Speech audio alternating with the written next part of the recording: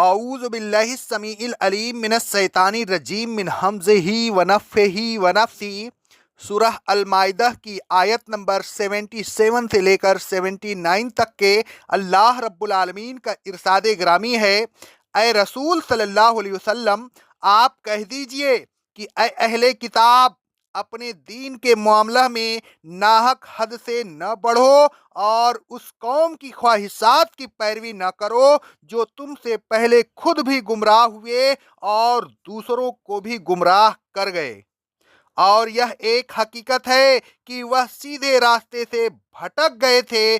بنی اسرائیل میں سے جن لوگوں نے کفر کیا ان پر داؤد اور عیسیٰ علیہ السلام ابن مریم کی زبانی لعنت کی گئی، اور اس کی وجہ یہ تھی کہ وہ نافرمانی کرتے تھے اور حدود شریعت سے تجاوز کر جایا کرتے تھے۔ اس کے علاوہ جو بدعمالیاں وہ کرتے تھے ان سے ایک دوسرے کو روکتے بھی نہیں تھے، اور جو کام وہ کرتے تھے وہ یقیناً بہت برے تھے۔ اہل کتاب اپنے دین کے معاملے میں بہت آگے بڑھ گئے تھے۔ عقائد کے معاملہ میں کسی نے حضرت عزیز علیہ السلام کو بڑھا کر اللہ تبارک و تعالیٰ کا بیٹا بنا دیا، تو کسی نے حضرت عیسیٰ علیہ السلام کو بڑھا کر اللہ تبارک و تعالیٰ کا بیٹا بنا دیا۔ اللہ تبارک و تعالیٰ فرماتا ہے سورہ توبہ کی آیت نمبر 30 میں، یہودی کہتے ہیں کہ عزیز اللہ کے بیٹے ہیں، اور عیسائی کہتے ہیں کہ عیسیٰ علیہ السلام اللہ کے بیٹے ہیں۔ یہ ان کے منہوں سے نکلی ہوئی باتیں ہیں جن کی کوئی سند نہیں۔ پہلے زمانے کے کافروں نے جو بات کہی تھی یہ بس اسی کی تقلید کر رہے ہیں۔ اللہ انہیں ضرور ہلاک کرے گا۔ یہ کہاں بہکے ہوئے چلے جا رہے ہیں۔ بعض نے عیسیٰ علیہ السلام اور حضرت مریم کو الوہیت کا درجہ دے دیا، تو بعض اس سے بھی آگے بڑھ گئے اور کہنے لگے کہ عیسیٰ علیہ السلام اللہ ہی ہیں۔ ان باتوں کا ذکر اسی صورت میں گزر چکا ہے۔ اعمال کے معاملہ میں بھی انہوں نے بہت سی فرضی باتوں پر اعتماد کر رکھا تھا اور بہت سی غلط فہمیوں میں مبتلا ہو گئے تھے۔ مثلاً کہتے تھے، اللہ تبارک و تعالیٰ فرماتا ہے سورہ المائدہ کی آیت نمبر 18 میں، ہم اللہ کے بیٹے اور اس کے محبوب ہیں۔ اور آگے کہتے تھے سورہ بقرہ کی آیت نمبر 111 میں، جنت میں یہودی اور عیسائیوں کے علاوہ ہرگز کوئی داخل نہیں ہوگا۔ غرض یہ کہ عقائد اور اعمال میں وہ حد سے بہت آگے بڑھ گئے تھے۔ اللہ تبارک و تعالیٰ فرماتا ہے، قُلْ یا اہل الکتاب لا تغلوا فی دینکم غیر الحق۔ اے رسول صلی اللہ علیہ وسلم، آپ ان سے کہہ دیجئے کہ اے اہل کتاب، اپنے دین میں ناحق حد سے آگے نہ بڑھ جاؤ۔ جتنی بات حق ہے بس اتنی ہی بات کہو۔ وَلَا تَتَّبِعُوا أَهْوَاءَ قَوْمٍ قَدْ ضَلُّوا مِن قَبْلُ وَأَضَلُّوا كَثِيرًا وَضَلُّوا عَن سَوَاءِ السَّبِيلِ۔ اور ان لوگوں کی خواہشات کی پیروی نہ کرو جو تم سے پہلے خود بھی گمراہ ہوئے اور بہت لوگوں کو گمراہ کر گئے۔ یعنی ان لوگوں کی پیروی نہ کرو جو سیدھے راستہ سے بھٹکے ہوئے تھے۔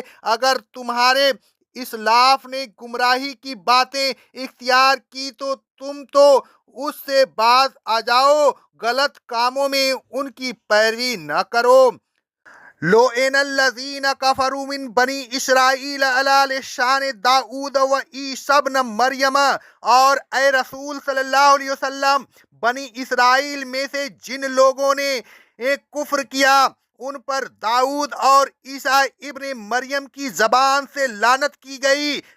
ذَلِكَ بِمَا عَصَوْا أَوْ كَانُوا يَعْتَدُونَ۔ اور یہ لعنت ان پر اس لیے کی گئی کہ وہ نافرمانی کرتے تھے اور اپنے عقائد اور اعمال میں حد سے بڑھ گئے تھے۔ ان کے عقائد خود طرح شدہ اور توحید کے سراسر منافی تھے اور اعمال خود ساختہ اور خوش فہمیوں پر مبنی تھے۔ قالوا لا یتناہون عن منکر فعلوہ، جو برے کام وہ کرتے تھے ان سے ایک دوسرے کو منع نہیں کرتے تھے۔ لبیس ما کانوا یعملون، الگر جو کچھ وہ کرتے تھے وہ بہت ہی برا تھا۔ ان آیات میں اللہ تبارک و تعالیٰ نے بنی اسرائیل کے چند مخصوص جرائم کی نشاندہی فرمائی ہے، یعنی پہلا نمبر وہ دین میں ناحق غلو کرتے تھے، دوسرا نمبر گمراہ قوم کی خواہشات کی پیروی کرتے تھے، تیسرا نمبر اللہ تبارک و تعالیٰ کے حدود سے تجاوز کرتے تھے، چوتھا نمبر اللہ تبارک و تعالیٰ کے احکام کی نافرمانی کرتے تھے، پانچواں نمبر ایک دوسرے کو برے کاموں سے نہیں روکتے تھے۔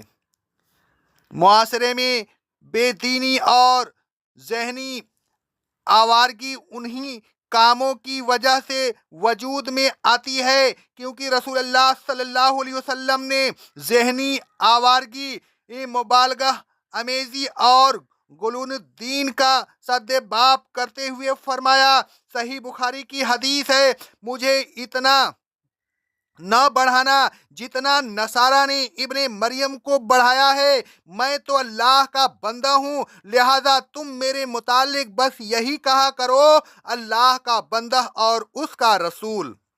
آگے رسول اللہ صلی اللہ علیہ وسلم فرماتے ہیں، صحیح مسلم کی حدیث ہے، مبالغہ کرنے والے ہلاک ہو گئے، مبالغہ کرنے والے ہلاک ہو گئے، مبالغہ کرنے والے ہلاک ہو گئے۔ آبا و اجداد کی غلطیوں میں ان کی پیروی سے منع کرتے ہوئے اللہ تبارک و تعالیٰ فرماتا ہے سورہ بقرہ کی آیت نمبر 170 میں، اور جب کافروں سے کہا جاتا ہے کہ اس چیز کی پیروی کرو جو اللہ تبارک و تعالیٰ نے نازل فرمائی ہے، تو کہتے ہیں نہیں، ہم تو اس چیز کی پیروی کریں گے جس چیز کی پیروی کرتے ہوئے ہم نے اپنے آبا و اجداد کو پایا۔ افسوس، کیا اس حالت میں بھی وہ اپنے آبا و اجداد کی پیروی کریں گے کہ ان کے آبا و اجداد نہ سمجھتے ہوں اور نہ سیدھے راستے پر ہوں؟ حدود سے تجاوز کرنے کے سلسلے میں اللہ تبارک و تعالیٰ فرماتا ہے سورہ المائدہ کی آیت نمبر 87 میں، اے ایمان والوں، جو پاکیزہ چیزیں اللہ تبارک و تعالیٰ نے تمہارے لیے حلال کر دی ہیں انہیں حرام نہ کیا کرو، اللہ تجاوز کرنے والوں کو پسند نہیں کرتا۔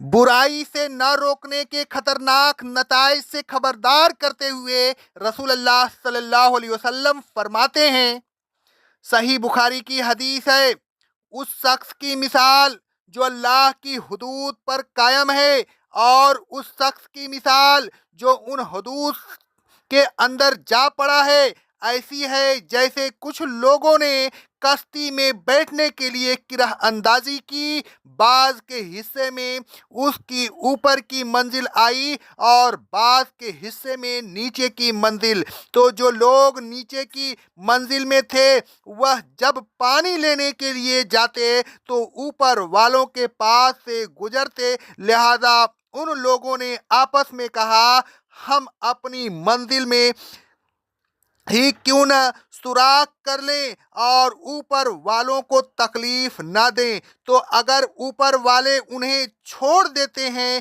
اور جو ارادہ انہوں نے کیا ہے اسے پورا کرنے دیتے ہیں تو سب ہلاک ہو جائیں گے، اور اگر وہ ان کا ہاتھ پکڑ لیتے ہیں تو خود بھی نجات پائیں گے اور دوسرے بھی سب نجات پائیں گے۔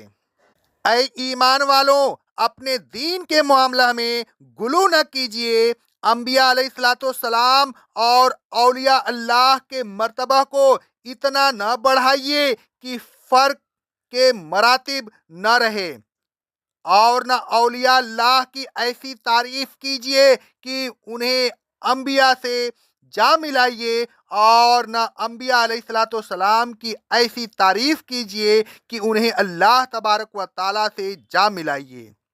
اللہ تبارک و تعالیٰ کی ذات، صفات اور حقوق میں کسی کو شریک نہ کیجیے۔ اے ایمان والوں، اللہ تبارک و تعالیٰ اور اس کے رسول صلی اللہ علیہ وسلم کی باتوں کو معیار حق بنائیے، اپنے اسلاف کو معیار نہ بنائیے۔ اللہ تبارک و تعالیٰ کی نافرمانی سے بچیے اور حق اور حدود اللہ سے تجاوز نہ کیجیے۔ اے ایمان والوں، لوگوں کو نیک باتوں کا حکم دیتے رہیے اور برے کاموں سے روکتے رہیے تاکہ آپ بھی عذاب الہی سے بچ جائیے اور دوسروں کو بھی عذاب الہی سے بچا لیں۔ دوسروں کو برائی سے روکنے میں آپ کا اپنا بھی فائدہ ہے، لہذا دوسروں کو برائی سے روکنے سے غافل نہ رہیے۔ اللہ تبارک و تعالی ہمیں دین پہ چلنے اور دین کی تبلیغ کرنے کی توفیق عطا فرمائے۔ اقول قولی ھذا استغفر اللہ استغفر اللہ استغفر اللہ۔